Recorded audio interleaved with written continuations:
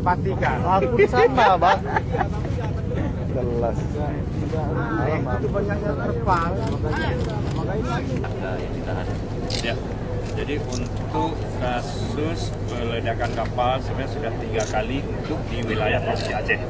Tapi yang khusus oleh Polri hari ini yang pertama ya di Aceh, tetapi ada sekian polda seluruh Indonesia, ada 7 polda ya dilaksanakan peledakan secara bersamaan tadi jam 10 dan sudah dilaksanakan.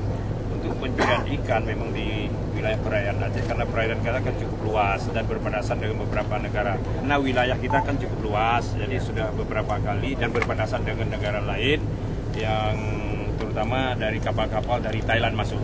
Dan yang kita ledakkan tadi adalah kapal dari Malaysia, tetapi anak buah kapal adalah semuanya dari Thailand dan ada dari Myanmar. Sudah dideportasi Pak semua ABK-nya Pak? Sementara masih di sini ya. Tadi juga menyaksikan nakodanya menyaksikan peledakan kapal tadi. Berapa orang, Pak?